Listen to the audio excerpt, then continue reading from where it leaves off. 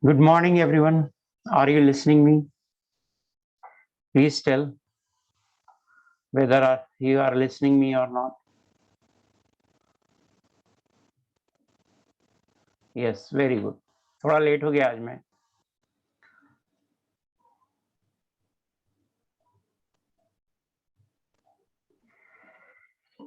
Anyway, मैंने आपको कोई होमवर्क तो नहीं दिया था, बट आज मैं पहले होमवर्क की ही चर्चा करना चाहता हूँ.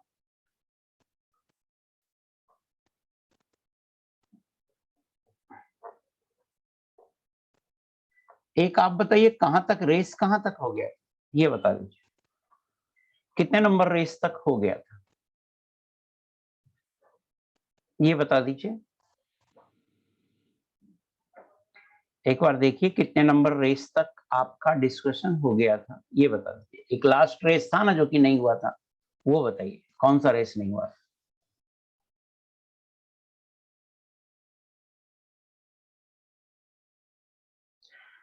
आई थिंक रेस 23 था वो.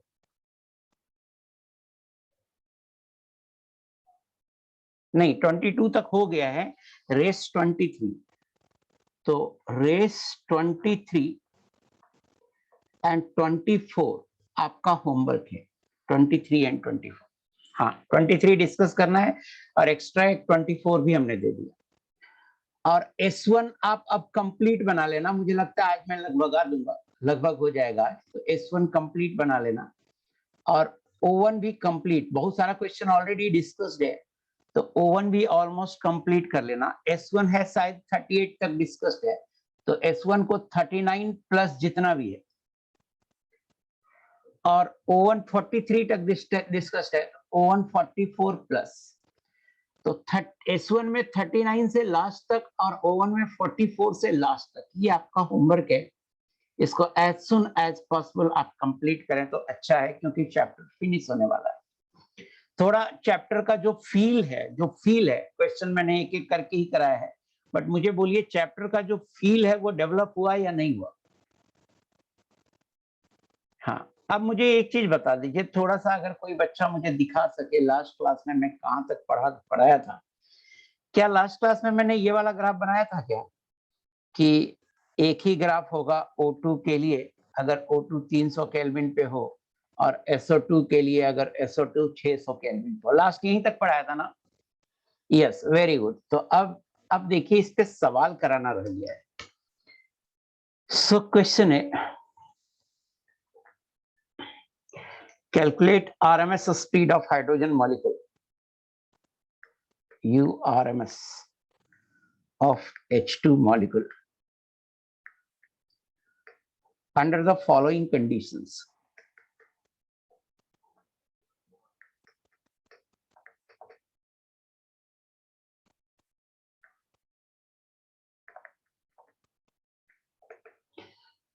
फर्स्ट है 2 mole of hydrogen at 27 degrees Celsius. Second है 3 mole of hydrogen in a 5-liter container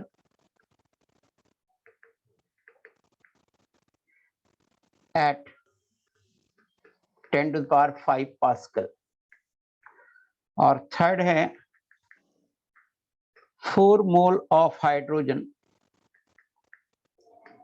at the density of 1 gram per ml at 10 to the power 5 Pascal. तो पहले मेरी बात ध्यान से सुनिए, उसके बाद बनाने की कोशिश करेंगे. देखिए URMS निकालना है. क्या निकालना है? RMS स्पीड निकालना है. पहले सवाल में 2 मोल हाइड्रोजन है 27 डिग्री सेल्सियस पे. मुझे नहीं लगता है 2 मोल का कोई जरूरत है, सिर्फ 27 डिग्री और हाइड्रोजन नाम, इन दोनों चीजों की जरूरत थी.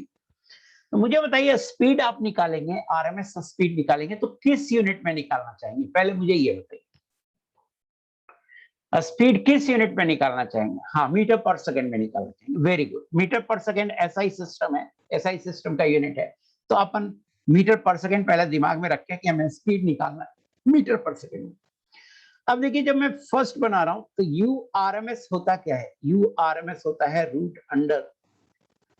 √3RT/m। और यहीं से सवाल उठता है कि URMS किस यूनिट में चाहिए, तो हमें URMS SI यूनिट में चाहिए, मींस मीटर पर सेकेंड में चाहिए। तो सारा डेटा SI यूनिट में लेंगे, तो ये हो जाएगा √3, R का वैल्यू SI यूनिट में लेंगे मींस जूल में लेंगे, तो ये हो जाएगा 8.314। टेम्परेचर SI यूनिट में लेंगे मींस केल्विन में लेंगे, तो 300 केल्विन। अब मोलर मास केजी में लेंगे, तो हाइड्रोजन का मोलर मास होता है 2 ग्राम, तो हम 2 नहीं लेंगे, 2/1000 लेंगे। इतना मीटर पर सेकेंड ये आंसर होगा। आई होप कि आपको यूनिट समझ में आ गया होगा कि किस यूनिट में लेंगे, मोलर मास को केजी में क्यों लिया, ये भी समझ में आ गया होगा। बताना ये पॉइंट क्लियर है या नहीं।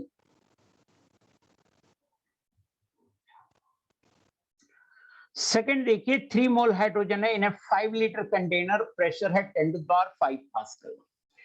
अब देखिए या तो आप इससे टेम्परेचर निकाल लो, प्रेशर पता है, वॉल्यूम पता है, नंबर ऑफ मोल्स पता है, आर पता है, टेम्परेचर निकाल लो, या टेम्परेचर को ही प्रेशर वॉल्यूम में कन्वर्ट कर दो। तो सेकंड है देखिए URMS, ये होता है √3RT/m, और ये होता है √3 RT/m को शायद PV/m लाया था, small m, mass of the gas. ऐसे देखिए PV बराबर होता है nRT, और PV बराबर होता है mass upon molar mass into RT, और जानती हो RT/m ये हो गया PV/ छोटा m।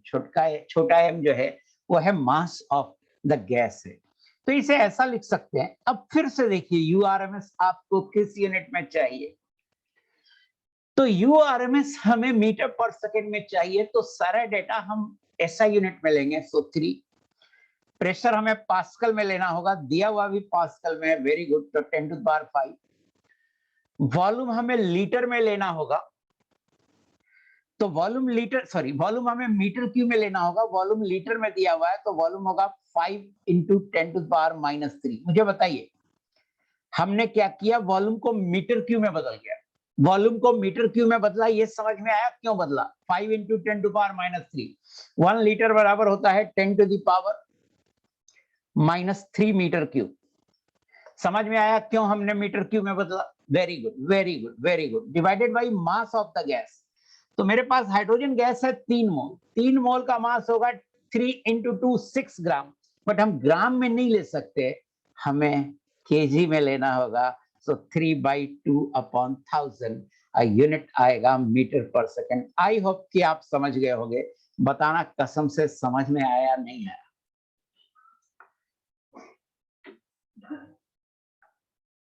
बोलो बेटा।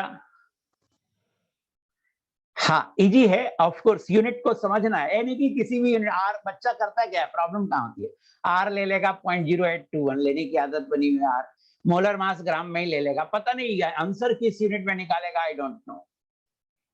तो ये सबसे गलती होती है, अदरवाइज ये सब ध्यान रखेंगे तो गलती नहीं होगी। मैं चूंकि चैप्टर के लास्ट पे आ गया हूं, तो मैं आपसे जानना चाहता हूं बेटा कि क्या चैप्टर का फील आया, थोड़ा बहुत लगा कि हाँ हम कोई चैप्टर पढ़े हैं? Yes, no? Yes, very good, है ना। ये पहली बार पढ़े ना, एक बिना 3-4 बार पढ़े दिमाग में सेट नहीं होता है। पहली बार पढ़े तो इतना फील हुआ, अब थोड़ा सा रिवाइज करेंगे, ज्यादा प्रैक्टिस करेंगे तो और मजा आए। आयुष कुमार जी आप बोल रहे हैं पहला चैप्टर पीसी में जो अच्छा लगा। गलत बात है बेटा, पीसी में इससे पहले मैंने आपको क्या पढ़ाया, मोल एंड इक्विवेलेंट कांसेप्ट, तो वो बेसिक चैप्टर हैं, वो हर जगह यूज होंगे, तो उसे अच्छा करना पड़ेगा बेटा, और वो आसान भी है। आइडियल गैस में बहुत लोचा है, बहुत तरह के सवाल, वेराइटी ऑफ क्वेश्चंस पॉसिबल हैं इसमें। हाँ मोल भी बहुत इंटरेस्टिंग है, जो चीजें आपको नहीं समझ में आई थी वो मोल मैंने कोशिश किया, इतने मैंने सवाल कराया, इतने मैंने कॉन्सेप्ट बताया कि कोशिश किया कि मैं आपको मोल समझा दूं। हाँ आइडियल गैस में मजा ज्यादा आता है, ये मुझे भी मजा ज्यादा आता है। हाँ ठीक है, आप सही बोल रहे हैं, मुझे भी मजा ज्यादा आता है। कंपैरेटिवली इजी लगता है बट कंपैरेटिवली इजी है नहीं, है ना? क्या इजी तो मोल ही है, इजी तो मोल ही है। आइए तीसरा पे आते हैं। एनीवे मैं 1 मिनट बात करना चाहता था, बात कर लिया। अब यहाँ पे आते हैं। 4 मोल हाइड्रोजन है, डेंसिटी है 1 ग्राम पर ml और प्रेशर दे रखा है। तो डेंसिटी दे रखा है तो आप देखिए ना यहाँ से URMS ये है कितना 3 PV बाई m। अब मास बाई वॉल्यूम क्या होता है डेंसिटी, तो ये हो जाएगा 3P by D। But unit का फिर ख्याल रखें, डेंसिटी दिया हुआ है 1 ग्राम पर ml। 1 ग्राम पर ml को SI यूनिट में चेंज कीजिए प्लीज। तो आप मुझे बताइए डेंसिटी SI यूनिट में कितना होगा? 1 ग्राम पर ml दिया हुआ है, मुझे SI यूनिट में चाहिए।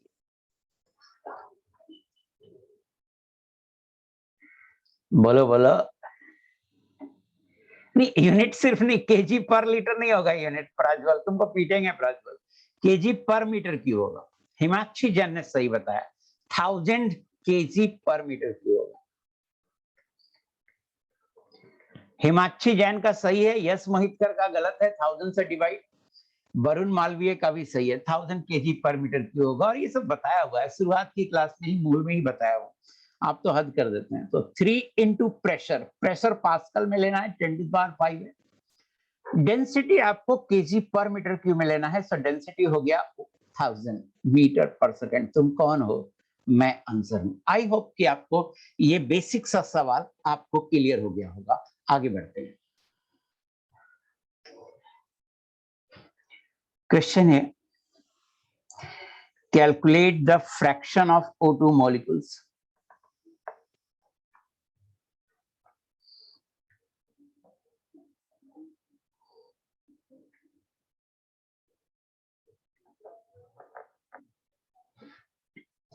and number of O2 molecules.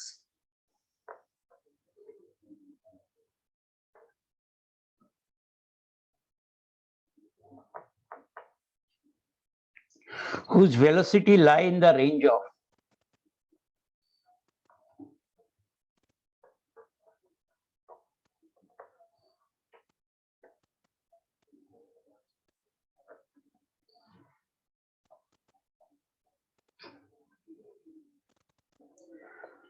200 to 200 plus 0.01 meter per second at 27 degrees Celsius. Also calculate number of molecules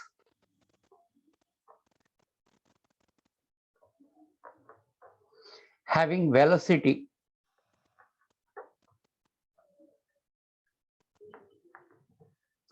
in this range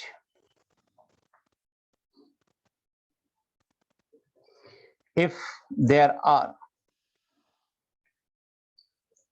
10 to the power 20 particles in the container.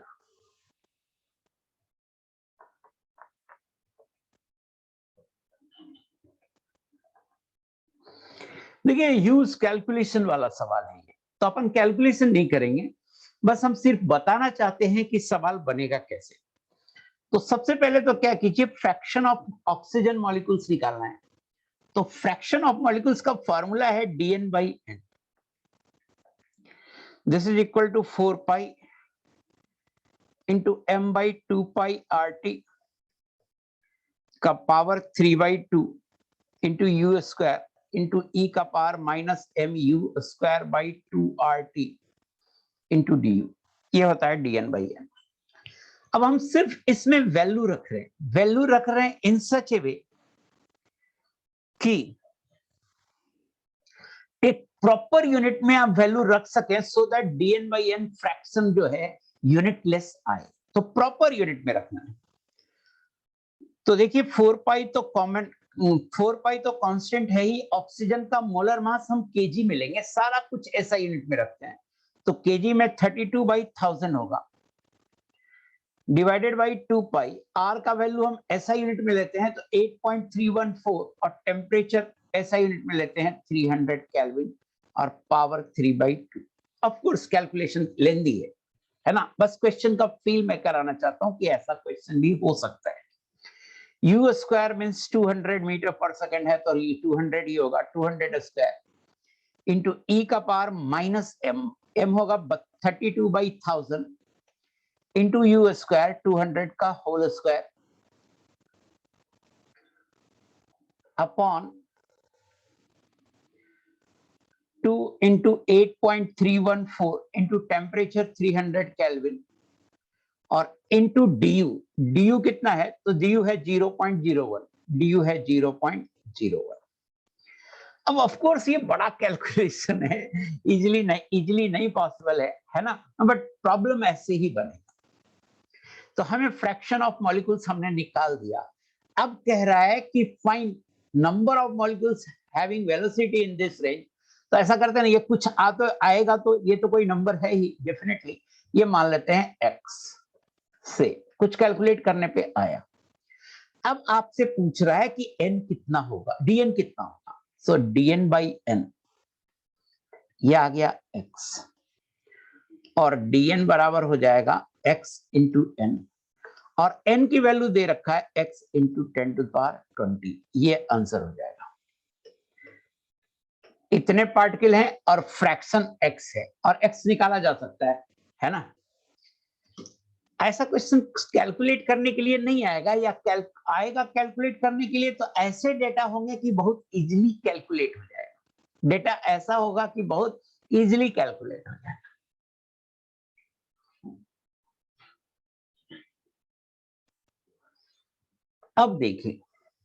अब देखते हैं Maxwell distribution for kinetic energy.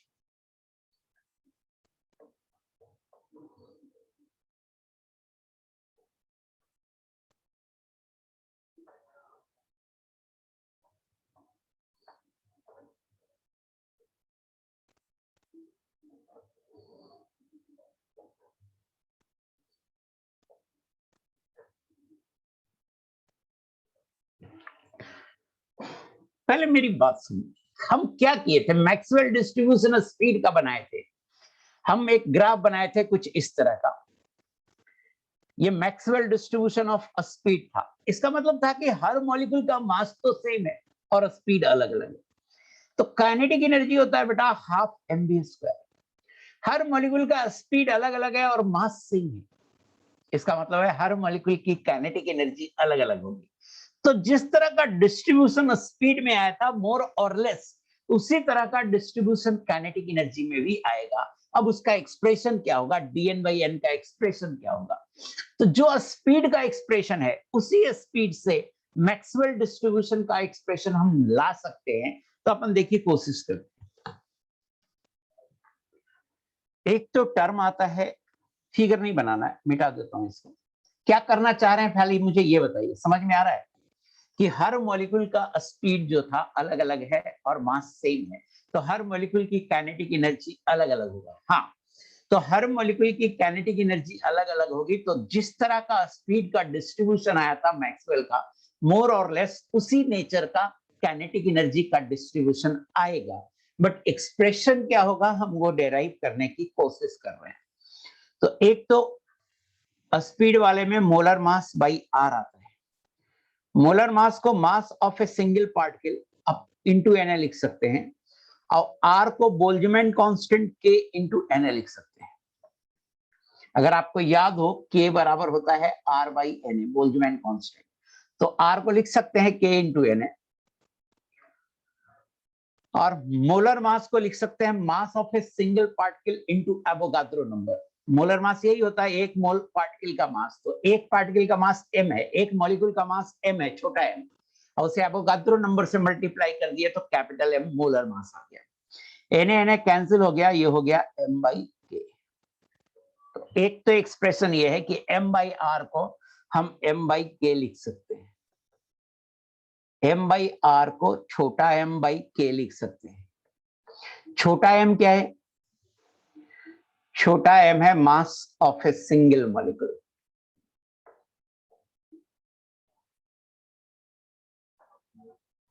ऐसे पहले लिखा हुआ है ये सब कि ये छोटा m है मास ऑफ ए सिंगल मॉलिक्यूल। अब देखो काइनेटिक एनर्जी को अगर हम ई से डिनोट करें, काइनेटिक एनर्जी को अगर हम ई से डिनोट करें तो ई होता है हाफ mv²। तो अगर हम इसको डिफरेंशिएट कर दें, डी अपॉन डीवी निकालें, D half mv², D upon D निकालें तो क्या आएगा, 2 कैंसिल हो जाएगा, mu हो जाएगा। सो डी अपॉन डी हो जाएगा mu, यहां से du निकाल लीजिए, du हो जाएगा de/mu। इसको 1 कर लीजिए,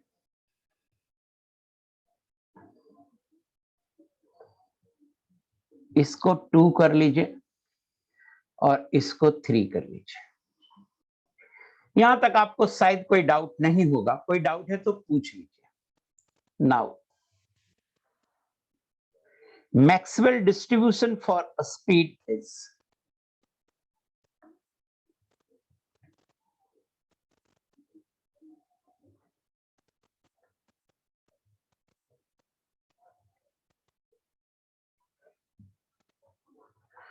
Maxwell distribution for a speed is, speed के लिए मैक्सवेल डिस्ट्रीब्यूशन था dn/n, this is equal to 4 पाई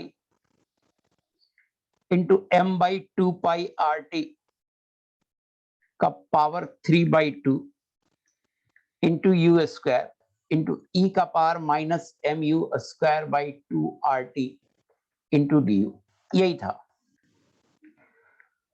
और dn/n ये होगा 4 पाई, m/r को स्मॉल m/k लिख देते हैं, तो स्मॉल m/2 पाई kT का पावर 3/2 और u² को 2e/m लिख देते हैं, 2e/m। कैसे लिखा, तो इक्वेशन 2 से, फ्रॉम 2 से u² निकाला, u² आया 2e/m इंटू ई का पावर माइनस m/r को स्मॉल m/2 kT कर दिया और u² को लिख दिया 2e/m।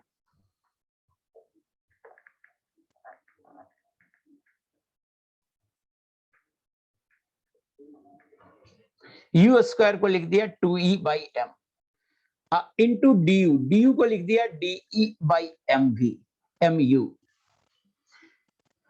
फ्रॉम 2 एंड 3 इक्वेशन को यूज किया हूं, 2 3 फ्रॉम 1 2 एंड 3, 1 भी यूज किया हूं, फ्रॉम 1 2 एंड 3, 1 2 3 यूज किया हूं, ये लिख दिया। इसमें किसी को दिक्कत है लिखने में?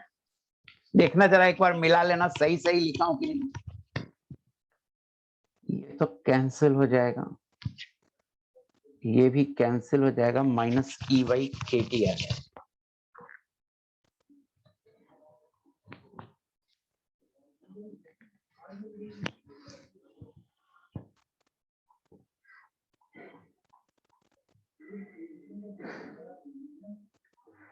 और dn/n ऐसा करते हैं ना, 4 नीचे क्या है, नीचे है 2√2, तो ऊपर बचेगा √2 और ऊपर पाई है, नीचे है पाई√पाई, तो नीचे बचेगा √पाई।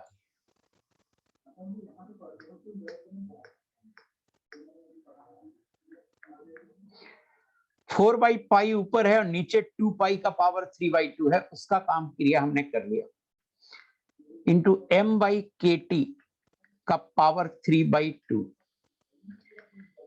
m का भी काम क्रिया कर लेते तो सही होता, बट कोई बात नहीं, इंटू 2e/m इंटू ये वाला पहले लिख लेते हैं, ये वाला पहले लिख लेते हैं, ये वाला पहले लिख लेते हैं, चाहे छोड़ो अगले स्टेप में ही लिखेंगे, इंटू e का पावर माइनस e/kT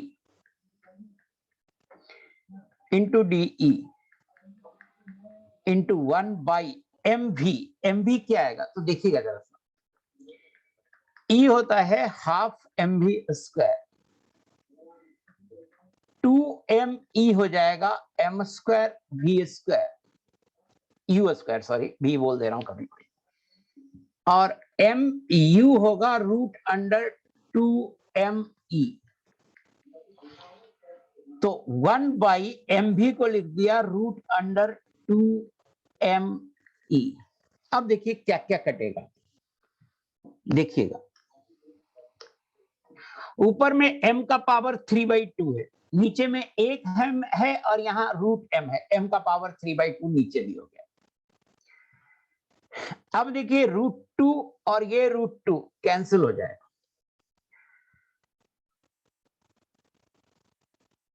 अब देखिए क्या क्या बचेगा ये देखिए, और dn/n, ये वाला 2 आगे ले लीजिए तो 2/√π होगा इंटू 1/kt का पावर 3/2 होगा, 2 ले चुके हैं आगे तो इंटू e का पावर माइनस e/kt होगा, √2 भी ले चुके हैं, इंटू डी, और इंटू डी और रूट ई और ई है तो यहां पे रूट ई कर देते हैं, इंटू डी, यही बचेगा। सो dn/n होगा 2/√π इंटू 1/kt का power 3/2 into root e into e का पावर माइनस kt, ई का power minus e/kt into D, ये आएगा फाइनल एक्सप्रेशन, और ये काइनेटिक एनर्जी का एक्सप्रेशन होगा। बेटर है आप इसको इस फॉर्म में लिख लो, और 1/n dn/d इस फॉर्म में लिख लो, दिस इज इक्वल टू, ये आएगा 2/√π इंटू 1/kt का पावर 3/2, 2/√π इंटू 1/kt का power 3/2 into root e into e का power minus e/kt into root e into e का पावर माइनस e/kt, ये आएगा। ये फाइनल एक्सप्रेशन है, काइनेटिक एनर्जी डिस्ट्रीब्यूशन है, ये Maxwell distribution for kinetic energy called Maxwell distribution for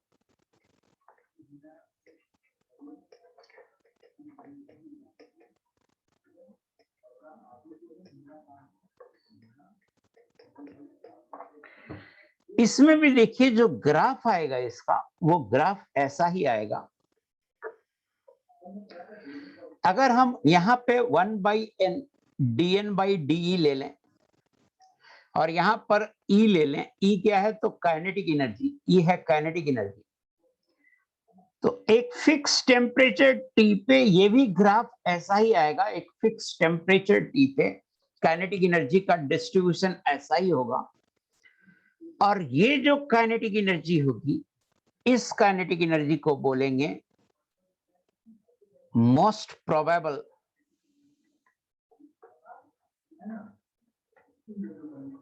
kinetic energy.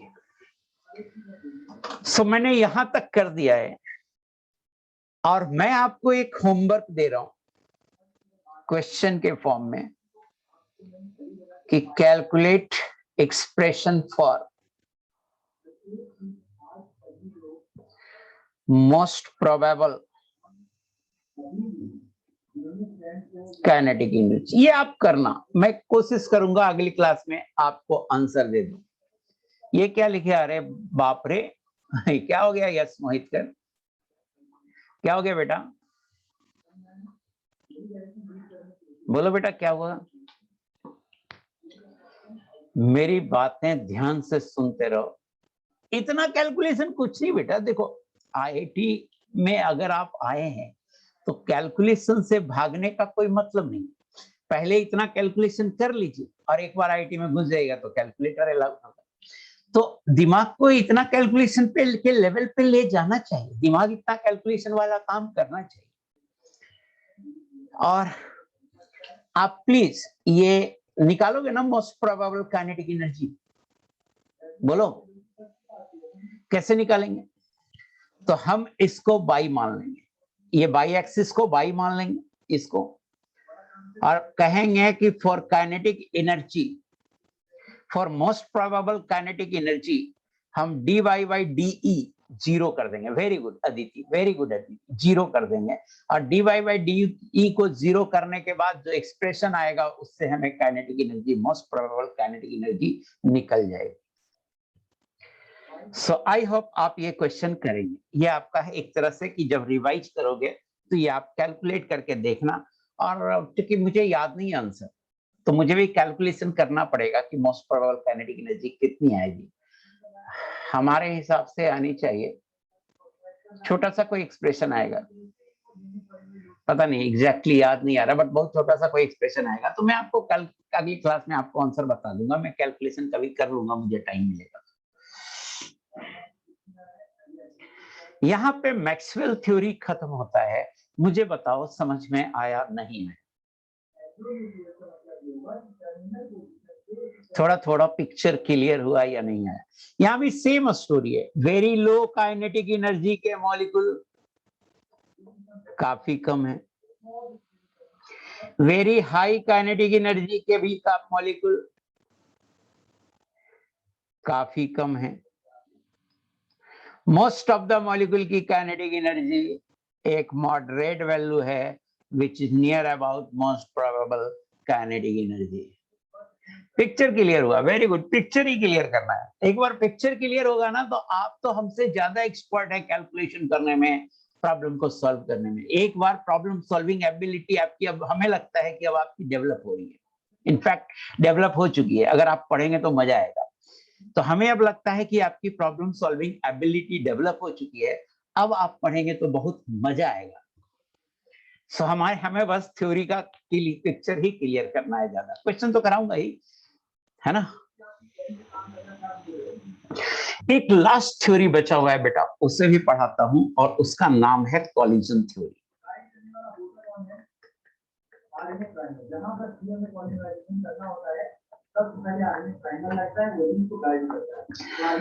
इस theory में हम करना क्या चाहते हैं पहले ये समझ लें कि हमारा टारगेट क्या है। तो हमारा टारगेट, हम कहते हैं ना कि these molecules are in a state of constant rapid motion, they collide with each other and with the wall of the vessel, means these molecules, gas molecules are colliding with each other। तो हम जानना चाहते हैं कि एक gas molecule एक second में कितना कॉलिजन करता है। एक तो ये जानना चाहते हैं। हम जानना चाहते हैं कि एक गैस मॉलिक्यूल एक सेकेंड में कितना कॉलिजन करता है। चूंकि most of the collision by molecular होता है, तो हम ये भी जानना चाहते हैं कि total number of bi molecular collision पर unit time per unit volume कितना होगा।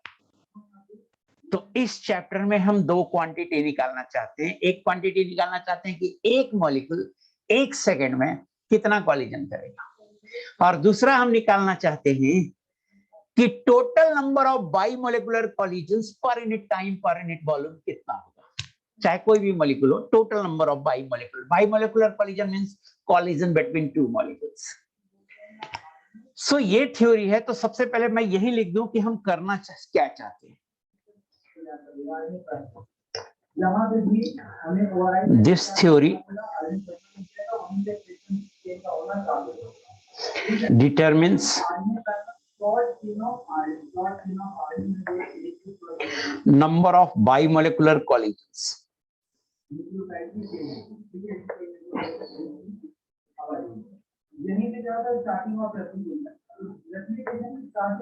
between the gas molecules। और नंबर ऑफ बाइमोलिकुलर कॉलिजन को बोलते हैं कॉलिजन फ्रीक्वेंसी। क्या बोलते हैं? Collision frequency. फ्रीक्वेंसी मतलब कितनी बार, तो कितनी बार कॉलिजन, फ्रीक्वेंसी मतलब कितनी बार।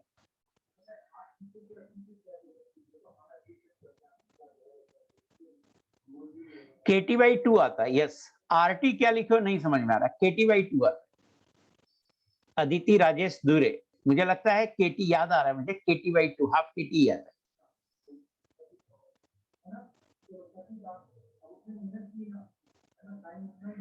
रूट ओवर आ रहा है। मोस्ट प्रोबेबल काइनेटिक एनर्जी है ना, तो रूट कहां से आएगा बेटा? रूट नहीं होगा। काइनेटिक एनर्जी का यूनिट ही गड़बड़ हो जाएगा फिर। ये KT/2 आता है मेरे हिसाब से, रूट नहीं आएगा। 3/2 KT, शायद 3/2 KT नहीं, KT पता नहीं एग्जैक्टली याद है, कुछ इसी तरह का आएगा। 3/2 KT तो नहीं आना चाहिए। 3/2 KT तो ट्रांसलेशनल काइनेटिक एनर्जी है। देखते हैं, इसी टाइप का आएगा। लेकिन आपका आंसर सही है, कहीं पे कुछ मिस्टेक इधर उधर होगा तो चेक कर लेना, मैं बता दूंगा नेक्स्ट क्लास में। मेरे हिसाब से KT/2 आता है।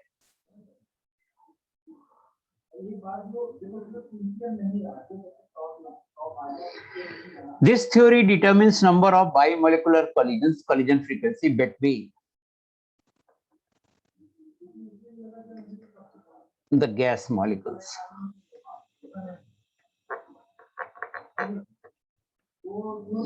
एक का KT/4 आ रहा है, मैं तो क्या बोला, मेरे पास आंसर नहीं। आप प्लीज घर पे कर लेना, जो भी आ जाए मैं नेक्स्ट क्लास में आपको बता दूंगा आंसर क्या है। टाइम ही खराब करोगे तो इससे अच्छा होता मैं खुद ही बना देता। सो कॉलिजन थ्योरी के बारे में सोचिए। This theory determines number of bimolecular collisions between the gas molecules. इस कॉलिजन को निकालने के पहले हम कुछ एजम्पशन लेते हैं। तो हम मान ले रहे हैं कि assume gas molecules to be rigid. Gas molecules to be rigid.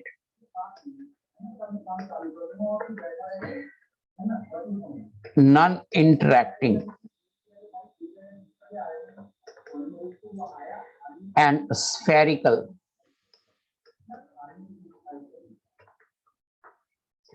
with diameter sigma.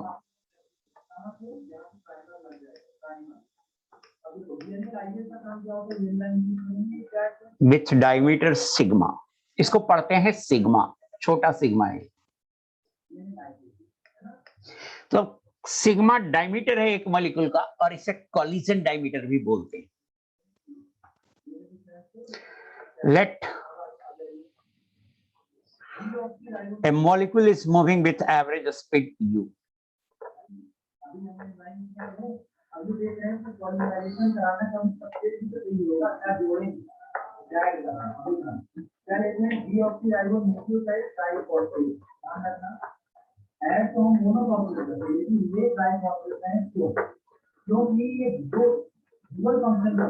U average.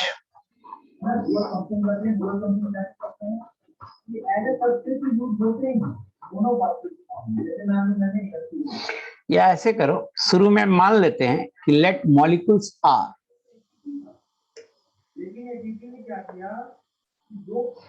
Moving with average speed u average. मतलब सभी मॉलिक्यूल यू एवरेज स्पीड से घूम रहा है, शुरू में ये मान लेते हैं। बट इससे मानने से मेरा बात नहीं बनेगा, तो मैं एक चीज मान रहा हूं। लेट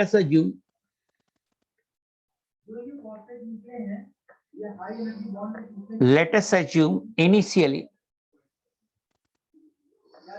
जानते हैं डेरिवेशन में कुछ नहीं है, डेरिवेशन में कुछ नहीं है, लेकिन एजम्पशन बड़े खतरनाक है। एजम्पशंस बड़े खतरनाक है। डेरिवेशन तो ऐसा है कि एक ही लाइन में मैं डेराइव कर देता हूँ। जब भी मुझे जरूरत होती है, फॉर्मूला नहीं याद रहता है, एक लाइन लिखता हूँ, फॉर्मूला निकल के आ जाता है। बट इसके एजम्पशंस बड़े खतरनाक हैं, तो वो थोड़ा ध्यान से देखेंगे कि क्या क्या एजम्पशंस हैं। Let us assume initially only one molecule is moving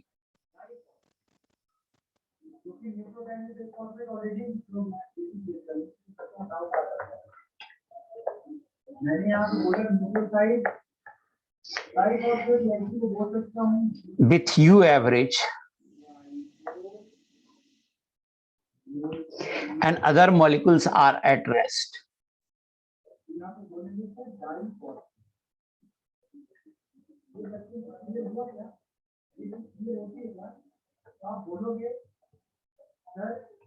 And other molecules are at rest.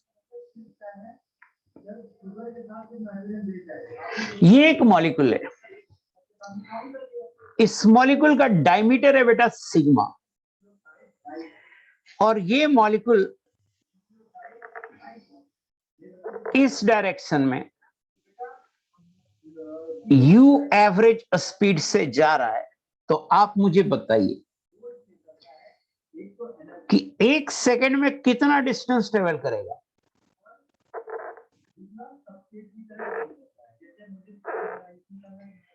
एक सेकंड में ये डिस्टेंस ट्रेवल करेगा यू एवरेज।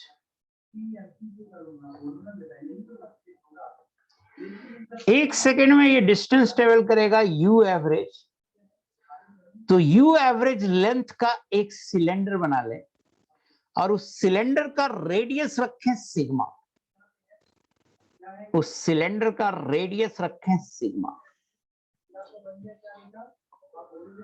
एक मॉलिक्यूल है, जस्ट एक मॉलिक्यूल है, ये यू एवरेज स्पीड से एक्स डायरेक्शन में जा रहा है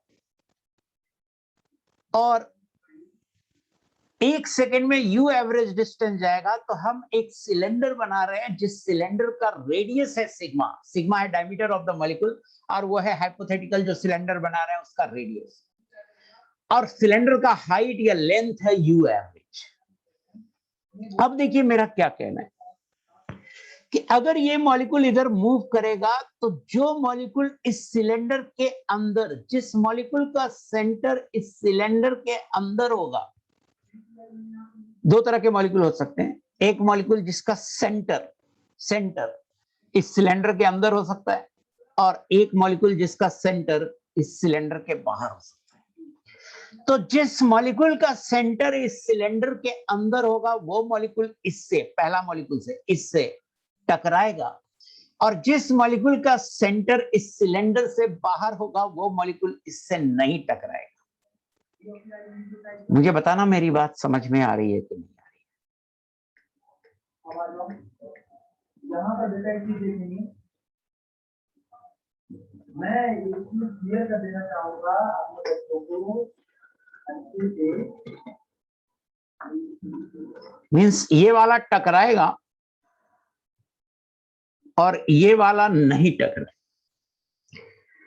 मीन्स ये मॉलिक्यूल अगर सीधा एक सेकेंड में यू एवरेज जा रहा है तो इस सिलेंडर के अंदर जितने भी मॉलिक्यूल हैं और जिसके सेंटर इस सिलेंडर के अंदर आ रहे हैं उन सभी मॉलिक्यूल से टकराएगा एक सेकेंड में।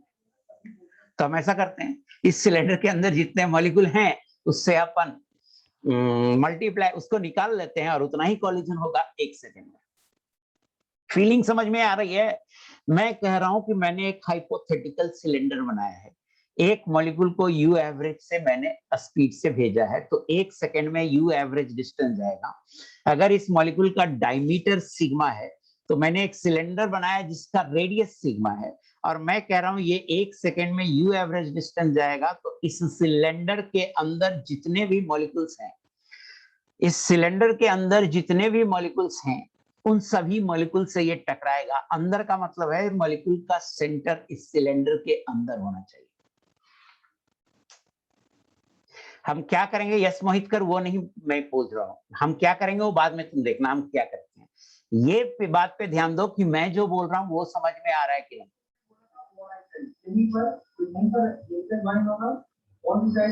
ये सब अजीब सा सवाल है आयुष कुमार कि बीकर छोटा होगा तो एक सेकंड में बाल से ही नहीं टकराएगा। ये सब हाइपोथेटिकल और मीनिंगलेस सवाल है, कोई मतलब नहीं है उसका कोई मतलब नहीं है।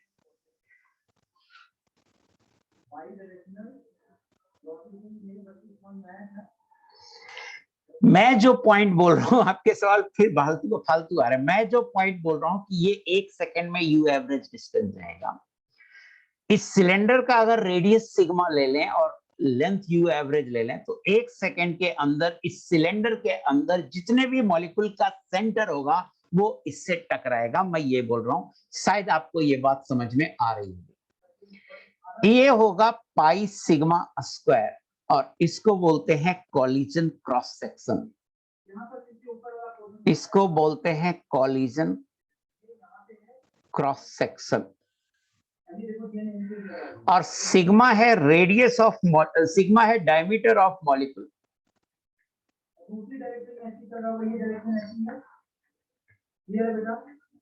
और इसको कॉलिजन डायमीटर भी बोल सकते हैं, कॉलिजन डायमीटर।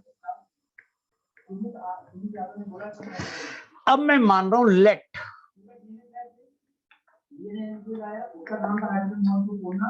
आ गया भाई, इसने हाइड्रोजन बॉन्ड को तोड़ना स्टार्ट किया। अब बेटा होता क्या है कि जैसे ही अपना खुलना डीएनए स्टार्ट होता है, डीएनए खुल जाता है, hydrogen bond let n star, this is equal to n by v, this is equal to number of molecules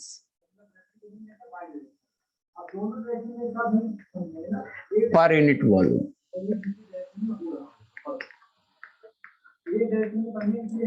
n है total number of molecules, n क्या है? Total number of molecules.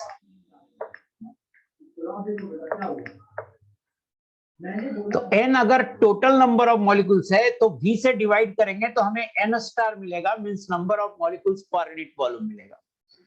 अब volume of cylinder क्या होगा? Volume of cylinder होगा पाई sigma square u average. तो हम निकाल रहे हैं कि इस सिलेंडर के अंदर कितने मॉलिक्यूल होंगे, तो वॉल्यूम ऑफ सिलेंडर को मल्टीप्लाई कर देंगे n स्टार से, तो सिलेंडर के अंदर मॉलिक्यूल की संख्या निकल जाएगा और 1 सेकेंड में ये मॉलिक्यूल उतने ही मॉलिक्यूल से टकराएगा। Therefore, number of collisions made by a single molecule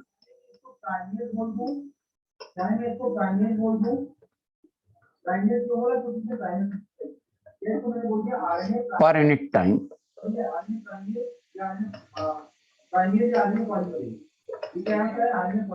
pi sigma square u average into n star.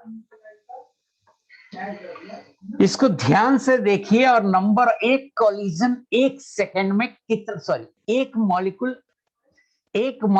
1 second में कितना कॉलिजन आएगा, इसका एक्सप्रेशन मैं लिखा हूं ये। हालांकि इसमें एक गलती है जो मैं आगे दूर करूंगा, पहले मुझे बताओ यहां तक समझ में आया कि नहीं है?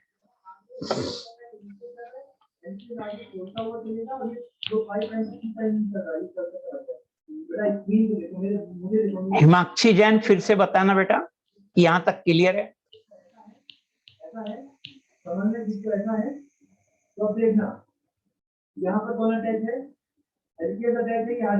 यस मोहित कर फिर से, यही तो मैं बोल रहा था तुम कुछ आलतू फालतू पूछ रहे थे, ये मैं 4-5 बार बोल चुका हूँ, फिर से बोल रहा हूँ। यस मोहित कर, ध्यान से सुनो। मैं कह रहा हूं कि 1 सेकेंड में ये मॉलिक्यूल यू एवरेज डिस्टेंस जाएगा और 1 सेकेंड में इस सिलेंडर के अंदर जितने भी मॉलिक्यूल्स होंगे उससे ये टकराएगा। तो 1 सेकेंड में नंबर ऑफ कॉलिजन्स होगा इस सिलेंडर के अंदर जितने मॉलिक्यूल हैं वो। इस सिलेंडर के अंदर कितने मॉलिक्यूल होंगे, तो इस सिलेंडर का volume into number of molecules per unit volume. तो इस सिलेंडर का वॉल्यूम हो गया pi sigma square into u average, area of base into height, और number of collisions, sorry number of molecules per unit volume हो गया n star. तो इस सिलेंडर के अंदर कितने मॉलिक्यूल हैं वो निकला और वही नंबर ऑफ कॉलिजन होगा, मैं ये बोल रहा हूं। अब बोलना यस मोहित कर, समझ में आया? या नहीं आया तो लिखो क्या नहीं समझ में आया।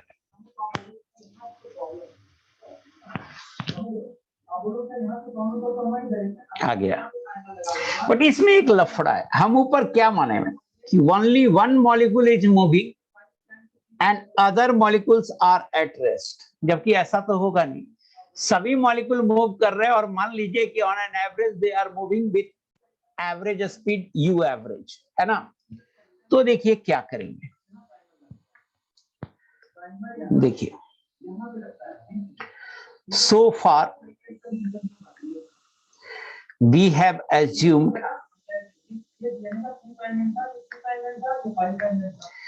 that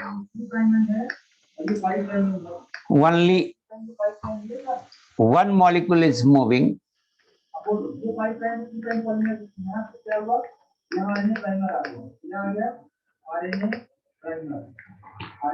and others are at rest.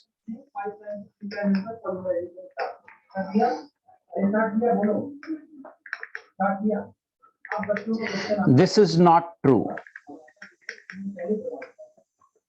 ये सही नहीं है कि एक ही मॉलिक्यूल मूव कर रहा है। Actually, all the molecules are moving, so we must consider the. Actually, all the molecules are moving, so we must consider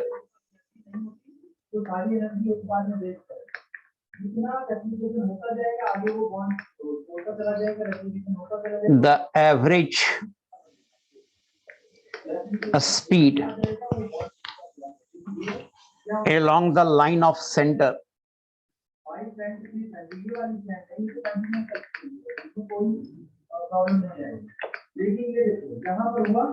of two colliding molecules.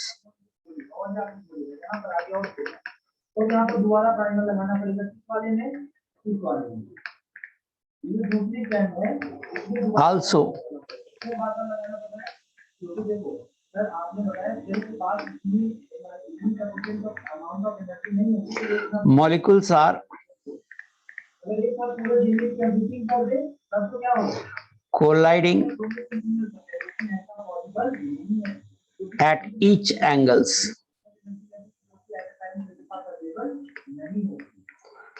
From 0 to 180. So we assume that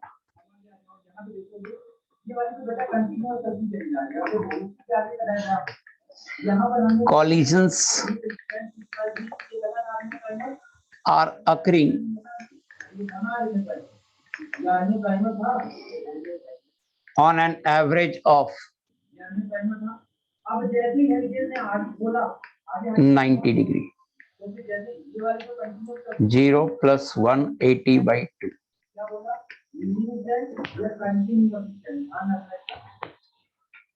मैंने लिखा बेटा,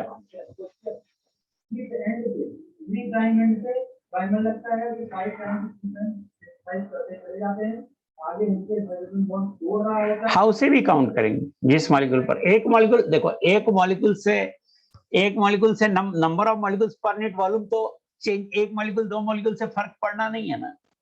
please Aditi, पहले जो मैं बता रहा हूं सिर्फ उतना पे कंसंट्रेट करो। क्या होगा ना कि मैं जो बता रहा हूं वो अगर सेट हो जाएगा दिमाग में ना, तो जो भी आलतू फालतू क्वेश्चन आता है आपके दिमाग में उसका आंसर अपने आप ही क्लियर हो जाए, है ना। हम number of molecules per unit volume n star पहले ही ले चुके हैं, अब उसमें से एक मॉलिक्यूल कंसीडर किए तो अपन को कोई प्रॉब्लम नहीं है उसमें। देखिए हम क्या कहना चाह रहे हैं यहाँ पे, ये जो मैंने थ्योरी लिखा है उसमें क्या लिखा है कि हम शुरू में माने थे एक मॉलिक्यूल मूविंग था और बाकी सब रेस्ट पे था, जो गलत है। वास्तव में सभी मॉलिक्यूल मूव कर रहे हैं और हमने माना कि ऑन एन एवरेज ये मॉलिक्यूल मूव कर रहे हैं यू एवरेज से। तो अगर सभी मॉलिक्यूल मूव कर रहे हैं तो हमें यू एवरेज लेना गलत है। जैसे मान लेते हैं कि सभी मॉलिक्यूल मूव कर रहे हैं और हर एंगल पे कॉलिजन हो रहा है, 0 से 180 डिग्री तक जितने भी एंगल पॉसिबल हैं हर एंगल पे कॉलिजन हो रहा है। मीन 0 पे हो रहा है, 1 डिग्री पे हो रहा है, 1.5 डिग्री पे हो रहा है, 2 डिग्री पे हो रहा है, 180 डिग्री पे हो रहा है, 147 डिग्री पे हो रहा है, 117 डिग्री पे हो रहा है। 0 से 180 तक जितने एंगल पॉसिबल हैं हर एंगल पे कॉलिजन हो रहा है और हर मॉलिक्यूल मूव कर रहा है on an average you average speed से। तो अपन ऐसा करते हैं कि चूंकि 0 से 180 हर एंगल पे कॉलिजन हो रहा है तो हम मान लेते हैं कि collision on an average 0 plus 180 by 2 90 degree पे हो रहा है। माना कि कॉलिजन 90 डिग्री पे हो रहा है और एक मॉलिक्यूल इधर ट्रेवल कर रहा है यू एवरेज से, इधर मान लो 90 डिग्री पे कॉलिजन करा रहे हैं और एक मॉलिक्यूल इधर ट्रेवल कर रहा है यू एवरेज से, और यहां पे आके दोनों मॉलिक्यूल टकराता है। तो दोनों ही मॉलिक्यूल यू एवरेज से ट्रेवल कर रहे हैं और कॉलिजन 90 डिग्री पे हो रहा है। कॉलिजन 90 डिग्री पे ही क्यों बना, क्योंकि 0 से 180 तक हर एंगल पे कॉलिजन हो रहा है। तो ऑन एन एवरेज हमने मान के चला कि कॉलिजन 90 डिग्री पे हो रहा है।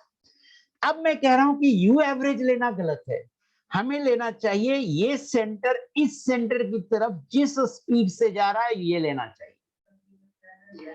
तो मान लो ये पार्टिकल यू एवरेज से इधर जा रहा है और यू एवरेज से इधर जा रहा है, तो ये सेंटर, ये रेड वाला सेंटर ये रेड वाला सेंटर इस ग्रीन वाले सेंटर के तरफ किस स्पीड से जा रहा है, मुझे ये बताइए।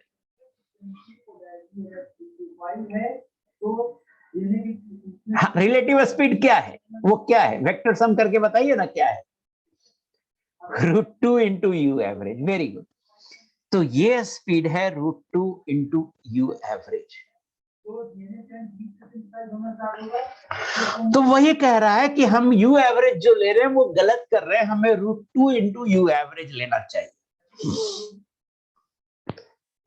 Therefore, average velocity along their center is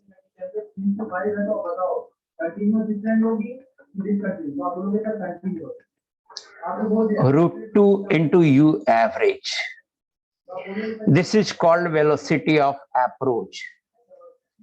This is called velocity of approach.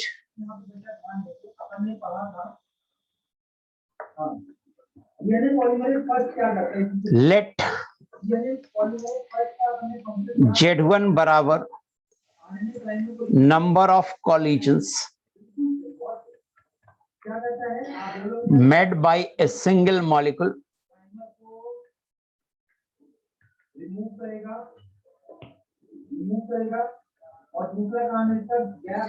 per unit time.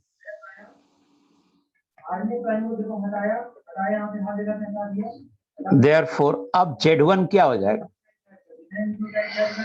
देखिए, जब सिर्फ एक मॉलिक्यूल मूव कर रहा था, बाकी रेस्ट पे था, तो ये एक्सप्रेशन आया था Z1 के लिए। अब मैं सिर्फ यही एक्सप्रेशन रखता हूं, बस यू एवरेज की जगह √2 इंटू यू एवरेज कर लेता हूं। सो ये आएगा, Z1 होगा √2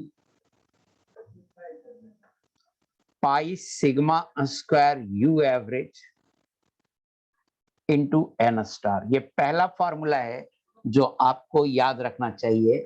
और ये देता क्या है?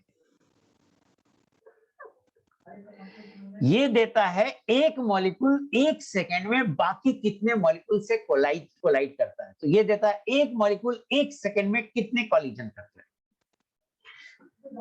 लेकिन अब हमें निकालना है टोटल नंबर ऑफ बाइमोलिकुलर कॉलिजन। मुझे बताना यहां तक समझ में आया? और Z1 क्या है, इसकी मीनिंग समझ में आया? Z1 है एक मॉलिक्यूल एक सेकेंड में कितना कॉलिजन करता है, ये है Z1। बताना यहां तक समझ में आया कि नहीं?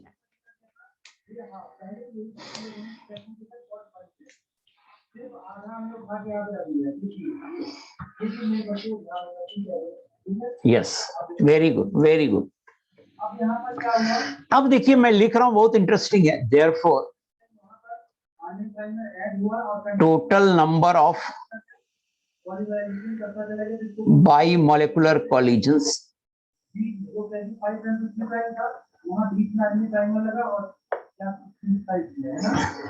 per unit time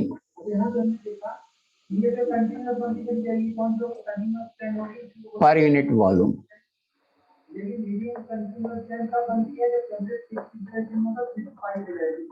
Z11 is given by Z11 is equal to Z1 into n star by 2। इसको समझना है, इसको समझना है, इसको समझना है। ये कैसे लिख दिया मैं? Z1 है एक मॉलिक्यूल एक सेकेंड में कितना कॉलिजन करता है।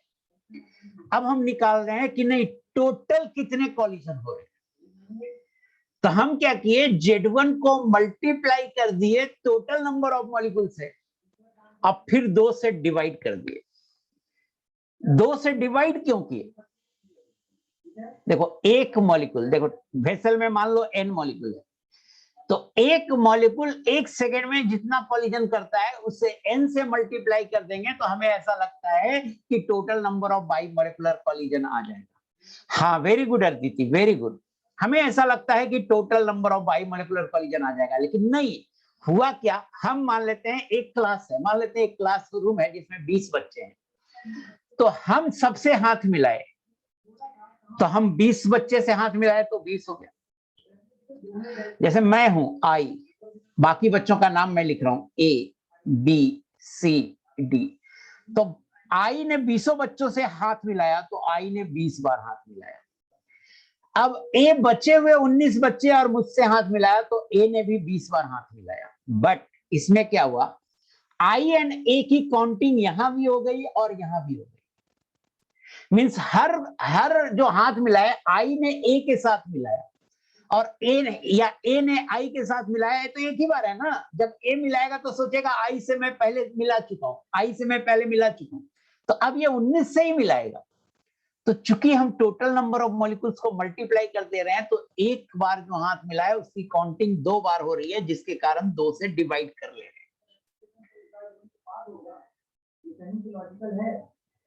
हाँ, एक कॉलिजन में 2 मॉलिक्यूल हैं और इसलिए हमें 2 से क्या करना पड़ रहा है, डिवाइड करना पड़ रहा है। Very good.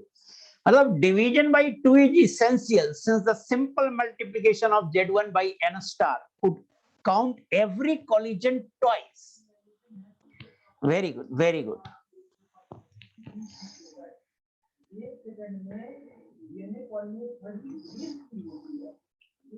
लिख दूं क्या इसको, 2 से डिवाइड क्यों किया, क्या समझ में आ गया?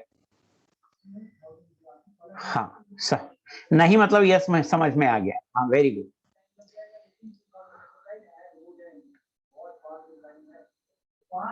Therefore Z11 हो जाएगा, Z1 की वैल्यू क्या थी, √2 पाई सिग्मा बाई 2, तो हो जाएगा 1 by √2 pi sigma square u average into n star का स्क्वायर।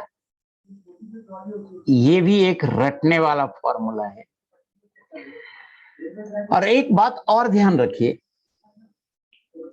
कि जब Z1 लिख रहे हैं तो ये number of collisions per unit time है, number of collisions per unit time है। और जब Z11 लिख रहे हैं तो ये number of collisions per unit time और पर यूनिट वॉल्यूम भी है, क्योंकि n स्टार से मल्टीप्लाई किए, n से नहीं मल्टीप्लाई किए। चूंकि n स्टार से मल्टीप्लाई किया तो यहाँ पर यूनिट वॉल्यूम भी हो गया है। तो डायमेंशनली Z1 और Z11 अलग अलग चीजें हैं। Z1 का डायमेंशन है सेकंड इनवर्स और Z1 का डायमेंशन है सेकंड इनवर्स लीटर इनवर्स। तो एक हो गया Z11। ये समझ में आ रहा है कि Z1 और Z11 डायमेंशनली अलग अलग चीज है। यस वेरी गुड, ये समझ में आ रहा है। अब देखिए, अभी तक क्या था ना, Z1 लिखा मतलब एक मॉलिक्यूल का कॉलिजन, Z11 लिखा मींस 2 मॉलिक्यूल थे, दोनों सेम तरह के थे 1-1। अब हम Z12 लिखना चाह रहे हैं। जैसे मान लो कि मिक्सचर है, गैस का मिक्सचर है, इसमें हाइड्रोजन है और हीलियम है, तो हाइड्रोजन हीलियम के बीच कितना कॉलिजन होगा उसको लिखेंगे Z12। 2 तरह का molecule. If collision involves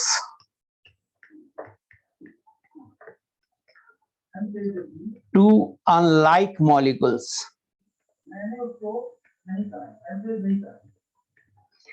then the number of collisions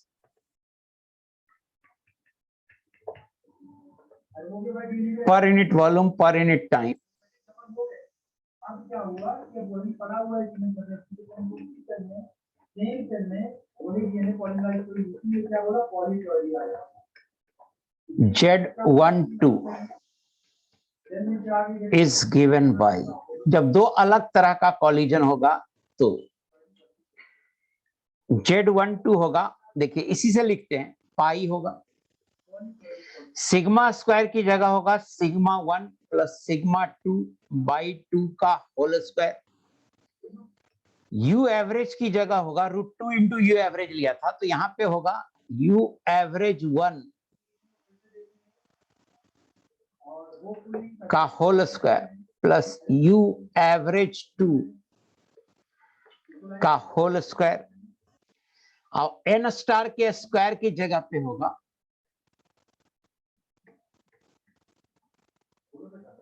into N1 star N2 star, ये इंटू काट दो, इंटू लिखने की जरूरत नहीं है, ये फॉर्मूला आएगा। इसी से लिखा हूं, ऊपर वाले से ही लिखा हूं देख के, कि सिग्मा स्क्वायर की जगह पे एवरेज सिग्मा लेंगे, सिग्मा 1 प्लस सिग्मा 2 का होल स्क्वायर, पाई पाई है, you average √2 into you average की जगह पे ये ऐसे लिखेंगे, रूट अंडर यू एवरेज 1 का स्क्वायर प्लस यू एवरेज 2 का स्क्वायर, और एन स्टार स्क्वायर की जगह लिखेंगे N1 star into N2 star, ये फॉर्मूला है। अब देखो मैं ये बोलना चाहता हूं, ये थ्योरी है, समझाने के लिए है, मुझे जब करना होता है, मुझे जब बनाना होता है, जैसे मान लो मैं फार्मूला भूल गया, तो मैं तो सिर्फ ऐसे सोचता हूँ कि एक मॉलिक्यूल का कॉलिजन, तो सिलेंडर का वॉल्यूम पाई sigma square u average, cylinder का वॉल्यूम हो गया, इसको एन स्टार से मल्टीप्लाई कर दिया, और हमको याद रहता है यू एवरेज की जगह √2 लेते हैं, √2 इंटू यू एवरेज ले लेते हैं, तो ये Z1 हो गया, डेराइव हो गया, मेरे दिमाग से डेराइव हो गया। सिलेंडर का वॉल्यूम यू एवरेज की जगह √2 लगाया और एन स्टार से मल्टीप्लाई कर दिया, ये Z1 हो गया, इतना ही सोचते हैं। अब हमें Z11 निकालना है, total number of by molecular collision, तो Z1 into n star by 2 कर लिया, मीन्स ये हो गया 1/√2 pi sigma square u average into n star का स्क्वायर, ये डेराइव हो गया। मतलब मेरे दिमाग में इतना तेजी से डेराइव हो जाता है, अगर मैं कभी कभी फार्मूला भूल गया तो आप देखिए एक ही स्टेप में डेराइव कर लेता हूं, तो सारा कहानी समझना है अच्छे से, अब फिर एक स्टेप में डेराइव करके देखना है कि भाई सिलेंडर का वॉल्यूम हुआ पाई sigma square into you average, इतना सोचना है। फिर याद रखना है कि यू एवरेज की जगह √2 इंटू यू एवरेज लेते हैं, और number of molecules per unit volume means n star से मल्टीप्लाई कर देना है, इतना ही कॉलिजन होगा, इसको Z1 बोलते हैं। Total number of by molecular collision Z1 into n star by 2। तो इस तरह से सोचिएगा तो डेराइव भी जल्दी कर लीजिएगा, फॉर्मूला रखने का प्रेशर नहीं होगा। आई होप कि आपको मेरी बात क्या कह रहे हैं समझ में आ गई है। बोलो बेटा, क्लियर है? Yes, very good. अब एक लास्ट डेफिनेशन है,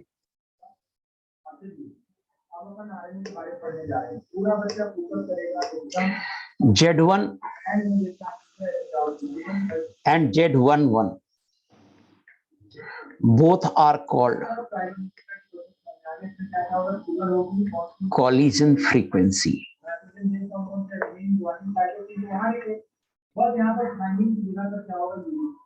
अब एक टर्म है मीन फ्री पाथ, तो उससे देख लेते हैं। मीन फ्री पाथ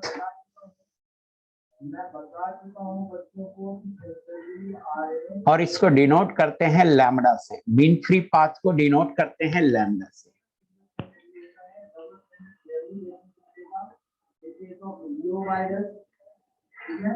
उसमें इनिशियली जो बताया था अनुज्ञा, उसमें एक मॉलिक्यूल मूव कर रहा था, बाकी रेस्ट पे था। तो ऐसा तो होगा नहीं कि गैस में एक ही मॉलिक्यूल मूव करेगा और बाकी रेस्ट पे होगा, तो वो गलत था। वो फॉर्मूला तब वैलिड था जब एक मॉलिक्यूल मूव कर रहा था और बाकी रेस्ट पे हो। शायद मेरे हिसाब से अनुज्ञा आप नहीं अनुज्ञा आप ये फॉर्मूला की बात कर रही हो ना? नहीं करेंगे ना, ये तब यूज करेंगे जब क्वेश्चन में कहेगा एक ही मॉलिक्यूल मूव कर रहा है बाकी रेस्ट पे। तो ये फॉर्मूला तब था जब सिर्फ एक मॉलिक्यूल मूविंग है, other molecules are at rest है। देखो ना, यहाँ पे अंडरलाइन भी किया हुआ है ना, तो ये तब यूज करेंगे। तो ये तो होता नहीं है, इसलिए ये कभी यूज नहीं होता है।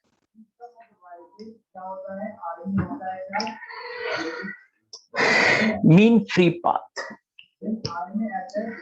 इट इज लैम्डा से डिनोट करते हैं मीन फ्री पाथ को, इसको पढ़ते हैं lambda. It is the average distance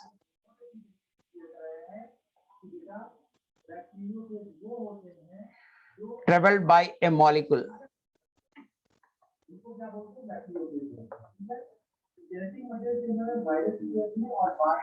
It is the average distance traveled by a molecule between two successive collisions.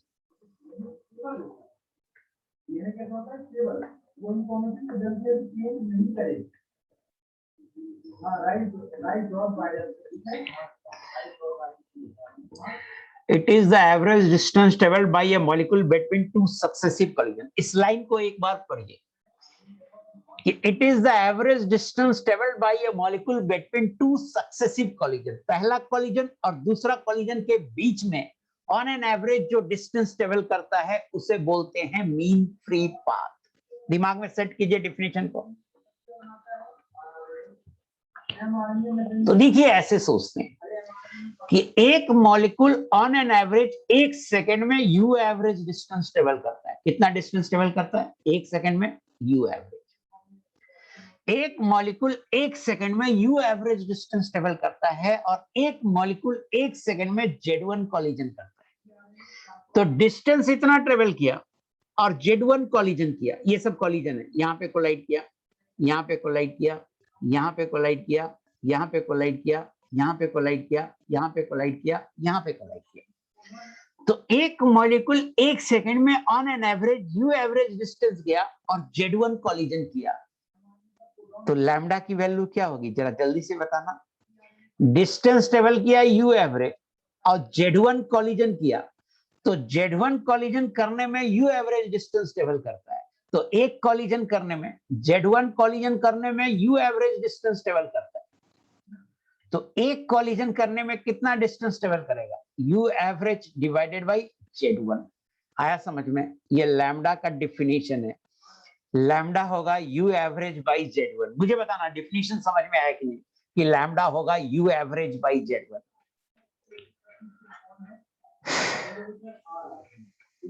Very good, very good.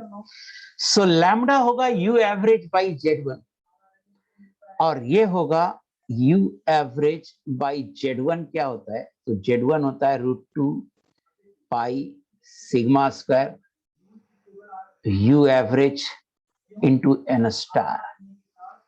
You average गयो तो याद रखना है कि लैम्डा होता है यू एवरेज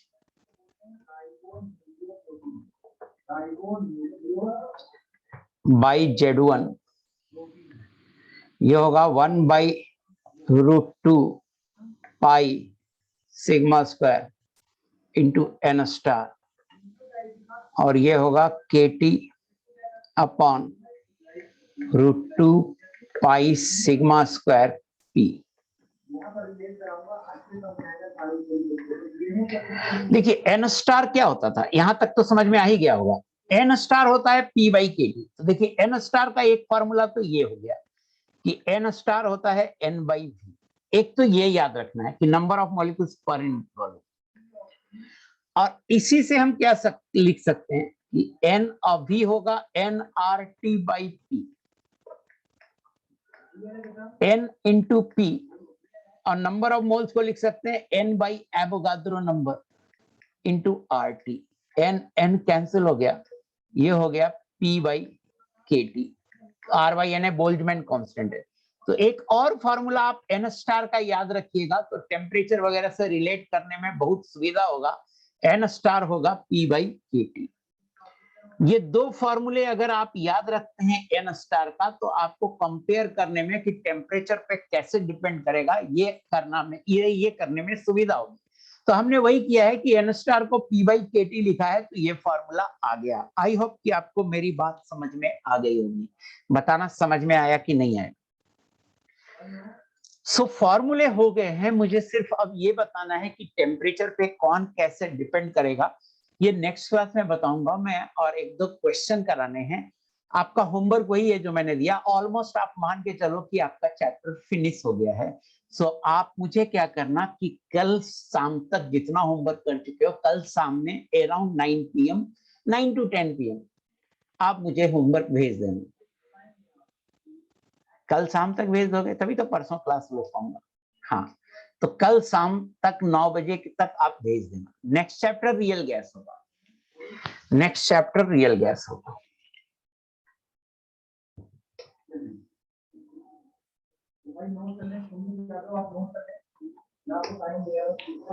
आइडियल गैस का कौन सा लेक्चर है ये? कितना नंबर लेक्चर है बेटा? कितना नंबर लेक्चर है बताना।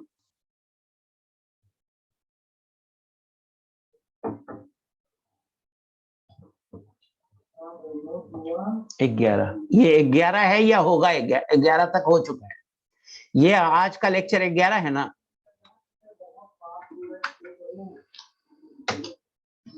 हाँ अनुज्ञा, when two different unreactive gases molecule collide then their velocities do not change। नहीं, their velocity may interchange। ये सोचना ही गलत है कि नहीं होगा।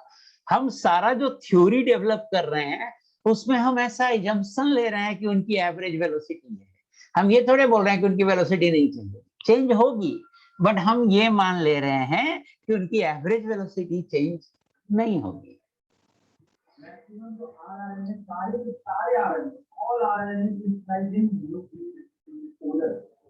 नहीं, मास डिफरेंट है बट वेलोसिटी तो चेंज होगी ना। वेलोसिटी तो जरूरी नहीं है ना कि उसी वेलोसिटी से मूव करेगी जिस वेलोसिटी से पहले होगी। तो इंटरचेंज नहीं करेगी बट डिफरेंट तो होगी।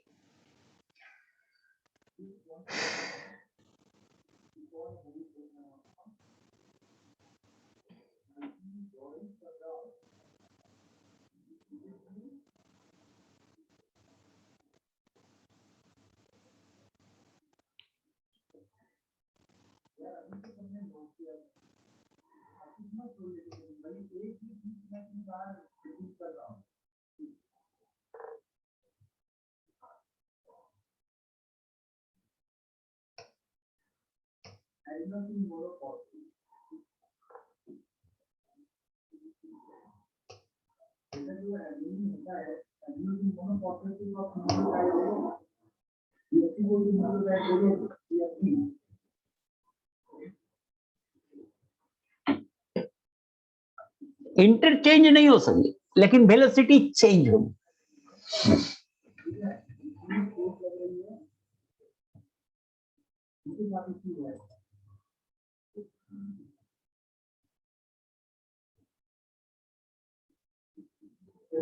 मजा आ रहा है पढ़ने में। Bye bye everyone. ऐसे ही होता है अपन यहाँ पर जो अपन न्यूक्लियस की प्रति होता है फिर यहीं पर एक टेस्ट फीचर होता है जिसको बोला जाता है न्यूक्लियोलस। क्या बोला जाता है? न्यूक्लियोलस टेस्ट फीचर होता है ना। तो वहाँ पर न्यूक्लियोप्लाज्म क्या है? वो फ्लूइड है जो न्यूक्लियस में है, इसे बोला है ना। ये फ्लूइड प्रेजेंट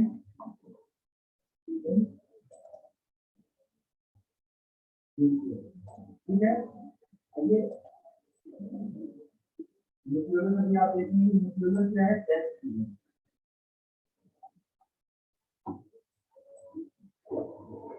होमवर्क करके आना और भेज देना मुझे। जितना सवाल बनाओगे आपका कॉन्सेप्ट उतना ज्यादा क्लियर होता है। थ्योरी तो खैर आपको बार बार पढ़ना पड़ेगा, होमवर्क भी करके आना। Thank you very much. Bye bye everyone. Homework अच्छे तरीके से सर आपने बताया सारे आरआरएनए कहां सिंथेसाइज हो जाएंगे? न्यूक्लियोलस है ना। न्यूक्लियोप्लाज्म नहीं, न्यूक्लियोलस बोला है। न्यूक्लियोप्लाज्म में भी जेल रीजन होता है जिसको न्यूक्लियोलस बोलते हैं, है ना। हिंदी वालों ने सुना होगा केंद्रिका, है ना। केंद्रक में भी केंद्रिका, अरे समझना है।